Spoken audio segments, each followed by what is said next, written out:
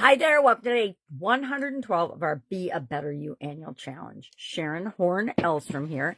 And today we're talking about relationships, of course. We're focusing on relationships. That is the area of the 9-part life framework, which I'm going to grab and share, that I share all the time, and that it's a framework I use for my own life as well as the people that I work with, because it takes some of the chaos and craziness in our life and in the world and helps us to put a frame around it to get a little modicum of control. And those areas are physical, mental, emotional, spiritual, financial, relationships, contribution. And in 2021, I added communication and confidence. Why? Because we were just coming out of the pandemic. It was a crazy time, a little bit crazy for me, but also for everyone else on the planet, right? We were reintroducing ourselves to the world and trying to figure out what the heck are we going to do now, given that something that we could never have even fathomed or imagined had happened, and the world had literally shut down for the most part for well over a year. And so I looked for some coaching and some, how do we make sense of this? How do we keep moving forward during crazy times? Because the worst thing we can do is just sit and wait. The most important thing we can do is to continue to move toward who we really are, who we want to be, and how we want to show up in the world. So I added those two components to the life framework, and we talked about them in February and March this year. I usually save them for the end, but I'm mixing everything up this year because I think when we mix things up, at least the order in which we go through them, it helps us to have different epiphanies, different ahas, different distinctions. We see things that we didn't see before. And so that's part of why I'm mixing it all up. Plus, it's a lot more fun, right? Than if every April or March, depending on where Easter lies, is spiritual month, etc. I like to mix it up. So today, our topic is how do relationships, because we usually have more than one relationship in our entire life, how do they interact with and fit into each of the other life framework areas? I have shared this awesome graphic before. I was going to redo it, and then I'm like, no, it sort of represents exactly what's going on inside of us all the time when it comes to the different areas and aspects of our life. So if we look at relationships are interacting with and affected by every other area and aspect of who we are as human beings.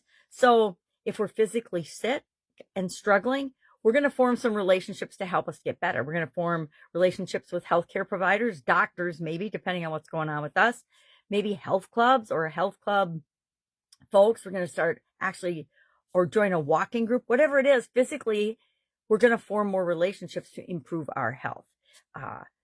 Relationships and our physical well-being and health and how we feel about ourselves and think about ourselves, which is emotional and spiritual and mental, all have an impact on our relationships. Think about financial. When we're growing and building and supersizing our business, when we are out in the work world interacting with other human beings because we have a job or a career that we're building, all of these things require us to get along with other people and form relationships with other people. Some superficial and surface relationships, others really, really deep, like our personal relationship, our most primary relationship, or the relationship with our kids or with our family. We have to think about how all these different areas impact those relationships. If I'm having a spiritual crisis or any other crisis, it definitely impacts my relationships. Maybe I go inside and I avoid people and I stay away from everybody, which is really the opposite of what I want to do when I'm having a mental or a spiritual crisis. I want to get out there and interact with other human beings, because that will remind me that this too shall pass. It's just a temporary thing. It's just a weird way I'm feeling, and I will get over it. I think that was one of the worst things about COVID, was the isolation that so many people felt because we were physically separated from a lot of people that we love and care about. So what are we going to do today for an action item? We're going to do what we do every month when we talk about this aspect of the life framework. This is an exercise we're going to go through every single month. We're going to ask ourselves, okay, we did it last month and the month before. How do each of these areas interact with and impact me and my relationships? Physically, if I'm not feeling good, guess what? I'm not going out and forming relationships with significant others or whatever. Mentally, again, emotionally and spiritually, all the same thing. Depending on how we're feeling about any of these 4 primary areas is going to determine the relationships we'll even have, or maintaining the relationships that we do have. How many of us have seen marriages or relationships fall apart because someone in the relationship gets sick, gets a diagnosis, and the other person just can't deal with it? What does that say about the other person?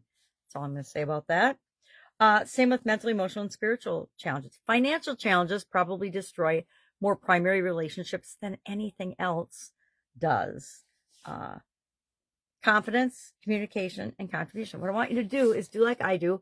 In my book, I write the topic relationships, and I look for, and as I go about my day, I jot down things that I notice are impacting my relationships that fall under each of these categories. And at the end of the day, I'm going to look at it and I'm going to say, what do I see here? What am I seeing for patterns? And then what am I going to do about it? I'm going to pick one thing and I'm going to do it today, right?